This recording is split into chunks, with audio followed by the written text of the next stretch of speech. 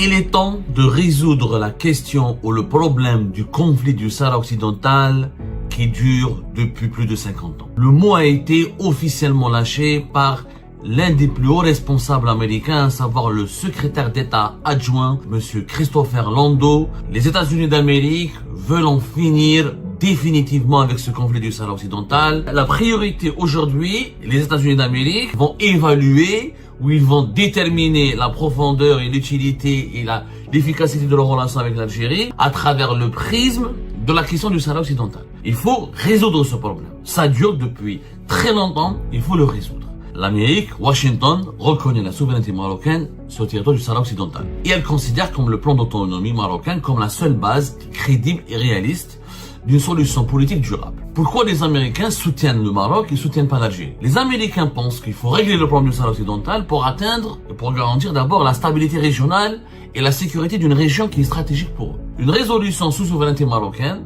elle permettrait de sécuriser un corridor stratégique entre la Méditerranée et l'Atlantique. Il faut savoir que le Maroc, effectivement, est un allié majeur de l'OTAN et des États-Unis d'Amérique. Il y a une coopération militaire étroite, une des bases logistiques pour l'Africom au Maroc, notamment au Sahara occidental. Apparemment, les Marocains ont même proposé à l'Africom d'établir une base au niveau sur leur territoire. Il est temps de résoudre la question ou le problème du conflit du Sahara occidental qui dure depuis plus de 50 ans. Le mot a été officiellement lâché par l'un des plus hauts responsables américains, à savoir le secrétaire d'État adjoint des États-Unis d'Amérique, M. Christopher Landau, lorsqu'il avait été reçu officiellement et avec tous les honneurs par Abdelmadjid Tebboune, le président algérien, le mardi 28 avril dernier. Le haut responsable américain, qui est l'équivalent du vice-ministre des Affaires étrangères, a été d'une sincérité impressionnante et d'une franchise inédite. Les États-Unis d'Amérique veulent en finir définitivement avec ce conflit du Sahara occidental. Il est venu à Alger en tant que haut représentant de l'administration de Donald Trump. Christopher Landau, dans sa valise diplomatique, il avait un plan minutieux qu'il a proposé à Alger pour d'abord tester la sincérité de l'Algérie et pour l'amener à comprendre aujourd'hui l'impérative nécessité d'en finir avec ce conflit inutile, dangereux, voire même totalement contre-productif pour toute la région de l'Afrique du Nord. Les États-Unis d'Amérique veulent tourner la page du conflit du Sahara occidental. Dans cette émission, nous allons vous expliquer pourquoi les Américains pressent l'Algérie pour accepter une résolution rapide du conflit du Sahara occidental.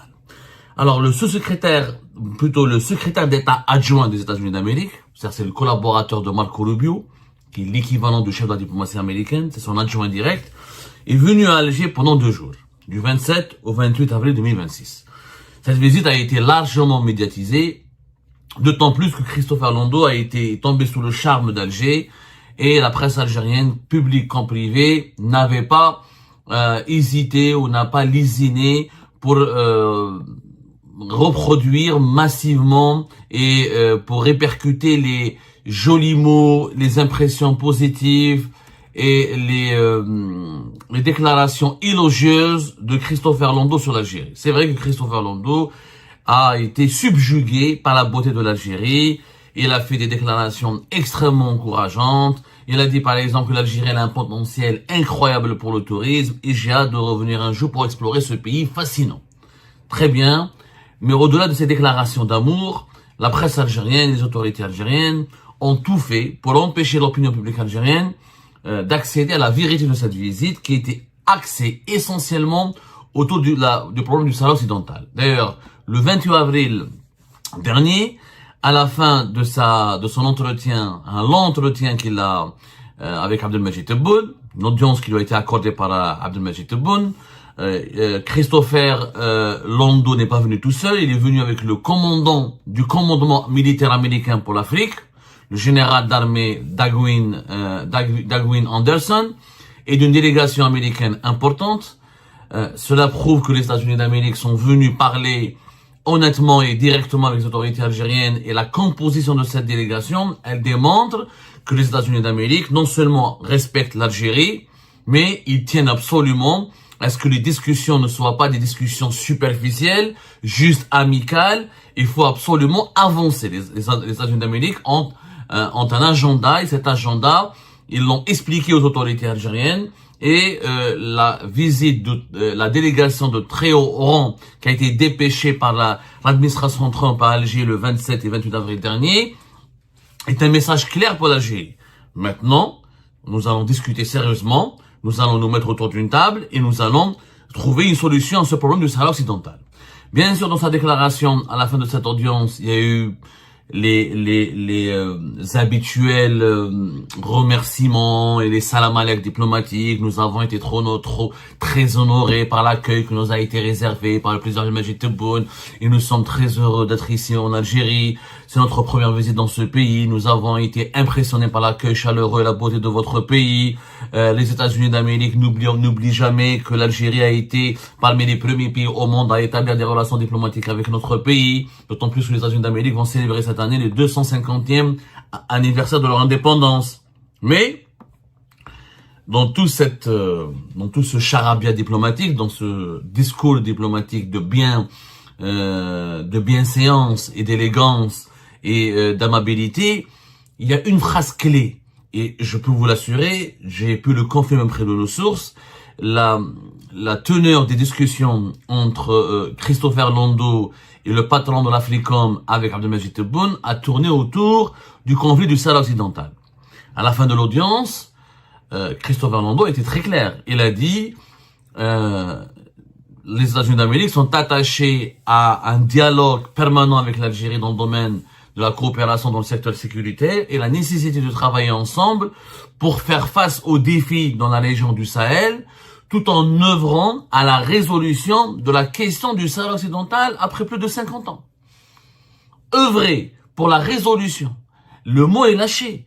La priorité aujourd'hui, les États-Unis d'Amérique vont évaluer ou ils vont déterminer la profondeur et l'utilité et l'efficacité de leur relation avec l'Algérie à travers le prisme de la question du Sahara occidental.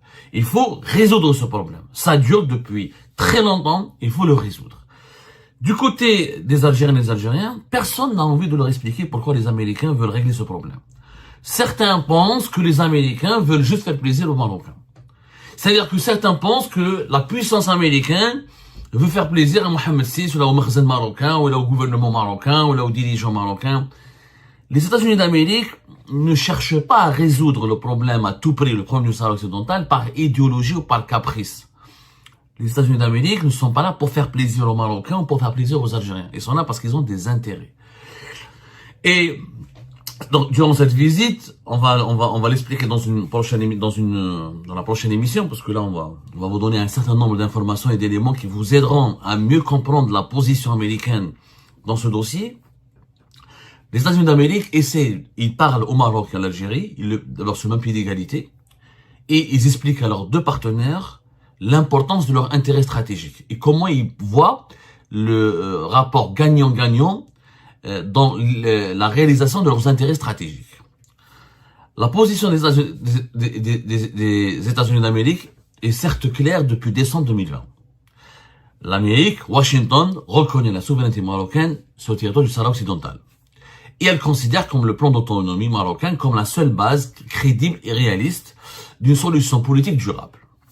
Alors, pourquoi les Américains soutiennent le Maroc et soutiennent pas l'Algérie? Vous allez me dire, parce que le Maroc est leur allié, c'est-à-dire l'Algérie était anti-impérialiste, l'Algérie elle est approche de la Russie, de la Chine. C'est totalement faux. Les Américains, ils se contrefusent du Maroc. Il faut savoir que les Américains, c'est la puissance numéro 1 au monde. Quand ils décident d'adopter une position, c'est d'abord et uniquement en fonction de leurs intérêts. Les intérêts des Marocains et des Algériens, alors eux, c'est vraiment relégué au dernier plan. Quels sont les intérêts des États-Unis d'Amérique? Les Américains pensent qu'il faut régler le problème du Sahara occidental pour garantir d'abord la stabilité régionale et la sécurité d'une région qui est stratégique pour eux. L'Afrique du Nord est redevenue, aux yeux de l'administration américaine, une région hyper stratégique, alors que durant, on va dire, les 20 dernières années, elle a été négligée un petit peu au profit du Proche-Orient, du Moyen-Orient, de l'Asie du Sud-Est, de l'Amérique latine et un petit peu même de l'Afrique australe. Le conflit du Sahel occidental, certes, il est gelé, mais il dure depuis 50 ans. Il empêche en réalité l'intégration économique du Maghreb. Il favorise l'instabilité du Sahel. Terrorisme, migration irrégulière, trafic. Or, l'instabilité du Sahel, elle permet quoi? Elle permet à la Russie, à la Chine, qui sont les deux pays puissances concurrentes aux États-Unis d'Amérique, de s'implanter en Afrique.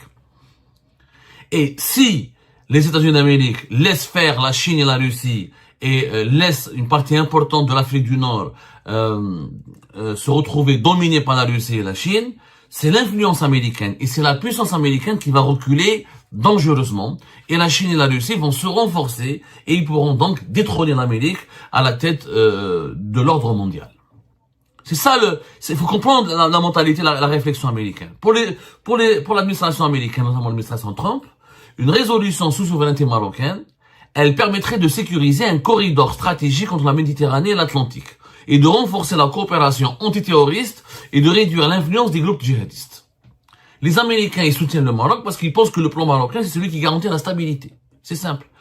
Un Sahara occidental sous la souveraineté marocaine, on aura plus de sécurité, moins de terrorisme, et on pourra travailler plus ensemble du point de vue américain. Je suis en train d'expliquer le point de vue américain. On pourra travailler plus ensemble pour neutraliser les influences étrangères qui vont profiter largement, qui vont profiter des crises d'insécurité dans la région. Il faut savoir que le Maroc, effectivement, est un allié majeur de l'OTAN et des États-Unis d'Amérique. Il y a une coopération militaire étroite, des bases logistiques pour l'Africom au Maroc, et notamment au Sahara occidental. Apparemment, les Marocains ont même proposé à l'Africom d'établir une base au niveau sur leur territoire. Les Marocains sont malins. Ils ont dit aux Américains installer des bases militaires au Sahel occidental pour surveiller ce qui se passe dans le Sahel, etc. Ça parce que c'est très dangereux. Il y a les Russes, il y a les Chinois, il y a les Turcs. Et on voit bien que le Sahel aujourd'hui il brûle. Le Mali est en train de s'effondrer. Des groupes armés terroristes affiliés à Al-Qaïda ou affiliés à l'État islamique ou des groupes terroristes ou islamistes ou séparatistes locaux qui sont pas affiliés à un quelconque groupe international sont devenus de plus en plus puissants. Ils contrôlent des pays, des régions qui font de la taille de plusieurs pays européens. Le nord du Mali, c'est la taille de plusieurs pays européens. Le nord du Burkina Faso, c'est la taille de plusieurs pays européens. Faut le comprendre. Donc, pour les États-Unis d'Amérique, si le Sahara occidental est marocain, on peut faire des bases militaires, des bases logistiques, et donc, on peut mieux contrôler la percée de la Russie, de la Chine et de l'Iran dans ces régions-là. Donc, les États-Unis d'Amérique estiment qu'avec le plan d'autonomie marocain, on aura la sécurité, on aura la stabilité et on aura la possibilité d'avoir une présence militaire pour contrecarrer les plans expansionnistes chinois, russes ou d'autres puissances hostiles ou concurrentes comme l'Iran, par exemple. C'est pour ça que, pour les Américains, un Sahara occidental indépendant, c'est une catastrophe. Pour eux, parce que les Américains, ils voient quoi? Ils disent que le Mali est indépendant depuis les années 60, regardez. Il est gouverné, dominé par les groupes armés terroristes. Et par l'idéologie djihadiste. Le Niger et le Burkina Faso, qui sont indépendants depuis les années 60, la même chose. Il y a des États africains, le Soudan était indépendant depuis les années 60, il a été divisé par deux. Pour les Américains, en réalité, il faut dire la vérité, pour la majorité des puissances mondiales, un nouvel État en Afrique, c'est synonyme de percée de problèmes de terrorisme, d'insécurité, risque de guerre civile, ingérence étrangère et instabilité. Aucun pays, très peu de pays, il y a des vieux États africains qui n'arrivent pas à survivre dans l'environnement géopolitique actuellement très complexe. Comment voulez-vous qu'un pays comme le Sahara occidental, où il y a à peine 400 000 habitants, comment ils vont survivre? À moins que l'Algérie va l'intégrer, l'annexer. Ce sera un pays sous domination algérienne, peut-être. Mais le Sahel occidental ne pourra pas ni garantir sa souveraineté, ni garantir sa sécurité. Donc les Américains, ils sont pragmatiques. C'est un pays qui ne peut pas exister, qui n'est pas capable d'exister, autant le laisser dans le giron du Maroc. Au moins le Maroc, on peut avoir une base militaire, on peut avoir une coopération sécuritaire, il est dans notre camp, et on peut l'utiliser comme base arrière pour empêcher ou pour surveiller les projets chinois et russes dans la région. Deuxième raison. Donc, pour les États-Unis d'Amérique, prolonger le statu quo autour du conflit du Sahara occidental n'est plus tenable. N'est plus tenable dans un contexte de recomposition géopolitique en Afrique du Nord et au Sahel. S'il n'y avait pas les problèmes au nord du Mali, au Burkina Faso, au Niger, le départ de l'éviction de la France, l'implantation de la Russie, la lutte, le leadership entre les États-Unis d'Amérique et la Chine pour le contrôle des matières premières, on va en parler, notamment les terres rares, les Américains auraient eu un autre point de vue. Mais aujourd'hui, pour eux, en raison d'un certain nombre de paramètres, ce conflit du Sahara occidental n'est plus tenable. Les intérêts, après les intérêts sécuritaires, il y a aussi les intérêts économiques. Il y a aussi des ressources au niveau de certains minerais qui sont stratégiques pour les États-Unis d'Amérique, qui sont dans la région du Sahara occidental et dans la région du Sahel. Alors, le Sahara occidental, selon des études américaines, recèle d'importantes réserves de phosphate. Ça s'est prouvé, on le sait. Il n'y a pas que les études américaines, même plusieurs études internationales le confirment. Et le Maroc exploite largement le phosphate du Sahara occidental. Le phosphate, c'est une énergie d'avenir pour la sécurité alimentaire. Mais il y a aussi d'autres minerais stratégiques essentiels à la transition énergétique, aux technologies de la défense et à la fabrication avancée. Il y a des minerais stratégiques dont on soupçonne l'existence dans le sous-sol du Sahara occidental. Donc, Washington, les États-Unis d'Amérique, en soutenant le plan d'autonomie marocain, en soutenant la souveraineté du Maroc sur le Sahara occidental, ils veulent sécuriser l'accès à ces chaînes d'approvisionnement et l'accès à ces minerais stratégiques dans leur course, dans leur concurrence face à la Chine. Donc un accord de coopération, d'ailleurs minière, a été signé entre le Maroc et les États-Unis d'Amérique en février 2026, qui couvre explicitement et qui permettra plus tard aux États-Unis d'Amérique d'exploiter certaines ressources stratégiques, notamment des minerais, pour explorer l'existant, la possibilité de trouver des terres rares dans le sous-sol du Sahara occidental. Ces minerais, pour les véhicules électriques, pour les smartphones, pour les missiles, pour l'industrie de l'armement, pour les industries du médicament, sont des matières premières stratégiques. C'est le pétrole et le gaz du siècle prochain. Donc les Américains, ils vont pas soutenir un pays, ils vont pas dire allez, on va donner à ce pays-là 400 000 habitants, qui demain peut-être il va se faire dominer par la Chine et la Russie, nous on sera éjectés, et que la Chine et la Russie vont pouvoir par la suite utiliser tous les terres rares, etc. Ils n'accepteront jamais les Américains. Alors une résolution rapide de ce conflit du Sahara occidental va donc ouvrir la voie à des plus grands investisseurs américains, ou à des investissements américains importants, en énergie, en infrastructure, avec des connexions avec les marchés africains. Le Sahara occidental, c'est une ouverture vers l'Atlantique, et donc renforcera le partenariat commercial entre les États-Unis d'Amérique et le Maroc. Le Maroc est parmi les seuls pays africains, pratiquement le seul pays africain qui d'ailleurs a un accord très avantageux de libre-échange avec les États-Unis d'Amérique. Troisième raison pour laquelle les Américains ou l'administration Trump soutient le plan marocain, où elle ne veut pas de l'indépendance du Sahara occidental, c'est Donald Trump veut absolument arracher une victoire diplomatique et s'imposer et s'offrir l'image d'un président faiseur de paix. Pour Donald Trump, il faut savoir pour que l'idéologie dominante actuellement dans l'administration Trump, c'est que les accords d'Abraham de 2020, s'ils étaient appliqués à la lettre, si tous les pays arabes intègrent les accords d'Abraham, il n'y aura plus de guerre au Moyen-Orient. Il y aura plus de guerre au Moyen-Orient, donc il y aura plus d'instabilité au Proche-Orient, au Moyen-Orient, et l'Afrique du Nord, elle est directement reliée géostratégiquement au Moyen-Orient.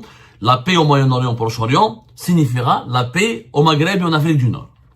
Très simple, si tous les pays arabes ont des relations avec Israël, Israël ne va plus attaquer aucun pays, elle ne sera plus attaquée, l'Iran ne pourra pas en profiter pour exécuter des projets hégémoniques, les mouvements terroristes ou rebelles, etc.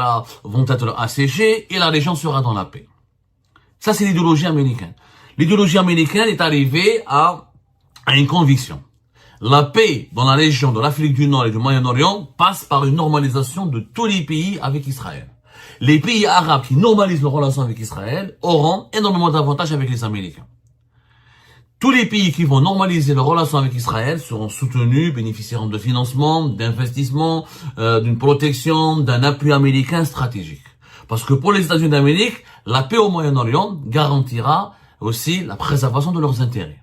Et donc, avec un allié Israël qui est puissant dans la région, les États-Unis pourront par la suite mieux se concentrer dans leur bras de fer avec la Chine.